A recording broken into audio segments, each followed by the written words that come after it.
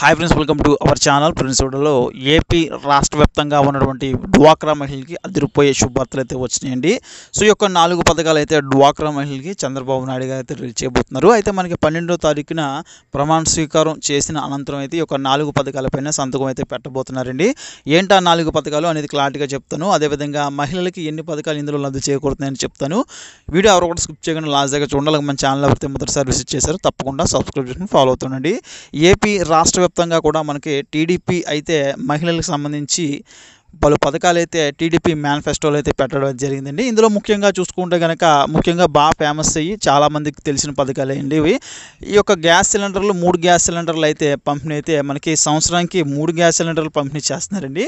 అయితే ఈ యొక్క గ్యాస్ సిలిండర్లు ప్రతి కుటుంబానికి కూడా 3 గ్యాస్ సిలిండర్లు సంవత్సరానికి అయితే రాబోతున్నాయి. ఈ యొక్క గ్యాస్ సిలిండర్లు ఏ విధంగా ఇస్తున్నారంటే, సో ఎవరైతే గతంలో మనకి గ్యాస్ సిలిండర్ కొనుక్కున్నప్పుడు సబ్సిడీ రూపంలో అమౌంట్ అయితే మనకి క్రియేట్ అయితే అయినాయండి.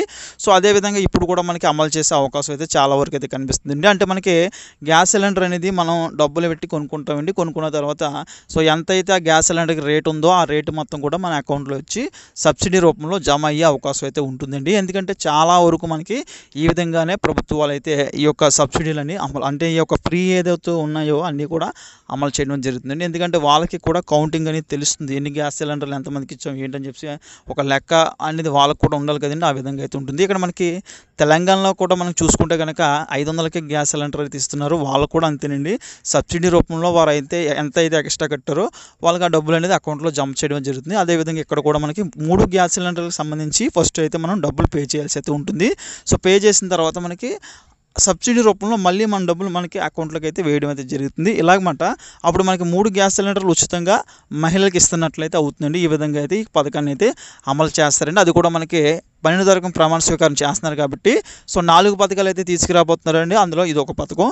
ఇక రెండో పథకం చూస్తే కనుక ఆడబిడ్డ నిధి కింద నెలకి 1500 అయితే 18 సంవత్సరాల నుంచి 59 సంవత్సరాల వయసున్న మహిళలందరికీ కూడా ఈ యొక్క పథకాన్ని అయితే ఇస్తున్నారండి. అంటే నెలకు 1500 అయితే జమ చేస్తారండి. ఇలా సంవత్సరం కౌంట్ చేసుకున్నట్లయితే కనుక 18,000 అయితే అవుతుందండి. ఈ యొక్క 18,000 కూడా సంవత్సరానికి అయితే ఒక మహిళకు కూడా రాబోతుందండి. అంటే వైఎస్ఆర్ చేయూత పథకం అంటే మనకి గతంలో చూసుకున్నట్లయితే ఒక్కొక్కరికి కూడా మనకి వైఎస్ఆర్ చేయూతలో 18,750 రూపాయలు, అలాగే 4 విడతలు అయితే వేసారండి. కాకపోతే ఏంటంటే ఇందులో మైనస్ 45 సంవత్సరాల నుంచి 60 సంవత్సరాల ఏజ్ ఉన్న వారికి వేసేవారు. కానీ ఈ పథకం ఆడబిడ్డ నిధి కింద ఈ యొక్క పథకం తీసుకొచ్చినటువంటి పథకంలో చూసుకుంటే 1500 అయితే నెలకైతే ఇస్తున్నారండి. అంటే మనకి ఏజ్ అనేది అన్ని ఏజ్ల వారికి కూడా వర్తిస్తుంది. ఇక్కడ నుంచి మనకి ఏంటంటే చిన్నగా ఉన్నటువంటి ఏజ్, అదేవిధంగా పెద్దవారు ఎవరైతే ఉన్నారో వాళ్ళకి కూడా ఇస్తున్నారు.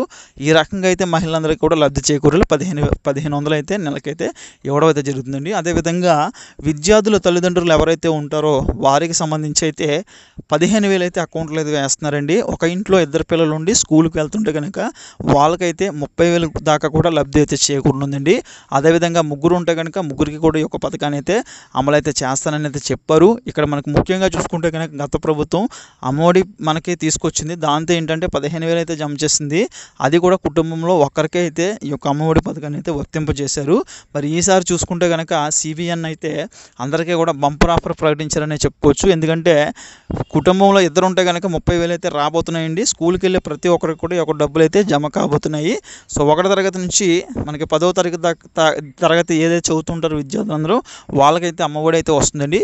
ఇక ఆ పైన చదివేవారు ఎవరైతే ఉన్నారో వారందరికీ కూడా ఫీజు రియంబర్స్మెంట్ అయితే వర్తిస్తుందండి. ఆ యొక్క ఫీజు రియంబర్స్మెంట్ ద్వారా వాళ్ళైతే స్కాలర్షిప్ అయితే పొందొచ్చు. అంటే మనకి జగనన్న విద్యా దీవెన, జగనన్న వసతి దీవెన ఇట్లా ఏవైతే ఉన్నాయో ఇవన్నీ కూడా వారికి అయితే వర్తిస్తున్నాయి. మిగతా వాళ్ళందరికీ కూడా ఈ యొక్క తల్లికి వందనం పేరుతో అయితే తీసుకొచ్చి ఈ యొక్క 15,000 అయితే ఖాతాలు అయితే పడబోతున్నాయండి. ఇక మహిళలకు సంబంధించి ఇంకో శుభార్త చూసుకుంటే కనుక ఉచిత బస్సు ప్రయాణం అయితే కల్పిస్తున్నారండి. రాష్ట్ర వ్యాప్తంగా ఉన్నటువంటి మహిళలు ఎవరైతే ఉన్నారో సో జెన్యున్గా, అంటే మనకి ముఖ్యంగా చూసుకుంటే ఆధార్ కార్డు అయితే చెక్ చేస్తారండి. మీరు ఈ రాష్ట్రం వారా, పక్క రాష్ట్రం వారా, లేదంటే కనుక మీరు ఎక్కడి నుంచైనా వచ్చి ఎక్కడ ఉంటున్నారు అట్లాంటివన్నీ కూడా మీరు చెక్ చేయడం జరుగుతుందండి. సో అలాంటి చెక్ చేసి మీరు కనుక ఇక్కడ నెగిటివ్ ప్లేస్ అయితే మీకు ఆంధ్రప్రదేశ్ నెగిటివ్ ప్లేస్ అయితే కనుక మీకు ఇక్కడ ఉచిత ప్రయాణం అయితే చేసే అర్హత అయితే మీకైతే ఉంటుందండి. సో మహిళలందరూ కూడా ఉచితంగా ప్రయాణం అయితే చేయించండి. ఇక బాయ్స్కి అయితే ఇదైతే వర్తించదు. అయితే మహిళలకి కొన్ని బస్సులు అయితే కేటాయిస్తారండి. సూపర్ కొన్ని ఆర్డినరీ బస్సులు, అదేవిధంగా కొన్ని డిలాక్స్ బస్సులు కూడా కేటాయించడం జరుగుతుందండి. ఆ బస్సుల్లో అయితే వీరైతే తిరగవలసి అయితే ఉంటుంది. వీళ్ళు తిరిగేటప్పుడు కంపల్సరీ ఆధార్ కార్డు, అదేవిధంగా ఓటర్ ఐడి, డ్రైవింగ్ లైసెన్స్ ఇట్లాంటివి ఏమైనా ఉంటే కనుక పెట్టుకోండి. మీరు ప్రతిసారి వెళ్ళాల్సి అయితే ఉంటుంది. మస్ట్ అండ్ షుడ్గా ఆధార్ కార్డు అయితే చేస్తారండి. మీరు జీరో టికెట్ అయితే తీసుకోవాల్సి అయితే ఉంటుంది. బస్సు ఎక్కగానే జీరో టికెట్ జనరేట్ చేసుకుంటే మీకు జీరో టికెట్ అయితే ఇస్తారు. సో ఆ టికెట్తో మీరు జర్నీ అయితే చేయొచ్చు.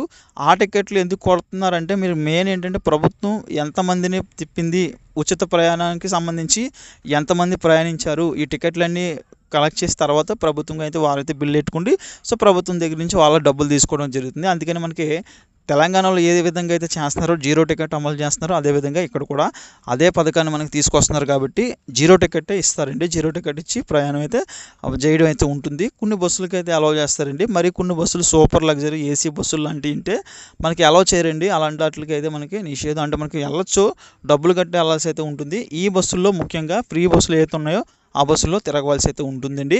ఇక మహిళలకు కేటాయించిన సీట్లలో మాత్రమే కూర్చోవాలండి. బాయ్స్కి కేటాయించిన సీట్లు బాయ్స్ కూర్చుంటారు. ఈ విధంగా జర్నీ చేయాల్సి అయితే ఉంటుందండి. ఎందుకంటే ఉచిత పథకం కాబట్టి జనాల రద్దీ పెరుగుతుంది కాబట్టి ఈ యొక్క నియమాలని తప్పకుండా మహిళలు అయితే పాటించాల్సి అయితే ఉంటుందండి. ఇలా మహిళలకి CBN ప్రభుత్వం పలు పథకాలు అయితే ముఖ్యంగా తీసుకొచ్చిందండి. సో ముఖ్యంగా చూసుకుంటే కనుక ఈ యొక్క పథకాలన్నీ కూడా మంచి శుభవార్తలని చెప్పుకోవచ్చు మహిళలందరికీ కూడా. సో ఇది ఫ్రెండ్స్, వీడియోలో ఇలాంటి అప్డేట్స్ కోసం మన ఛానల్ సబ్స్క్రైబ్ చేయండి, లైక్ చేయండి, గుర్తే మీ ఫ్రెండ్స్ కూడా షేర్ చేయండి.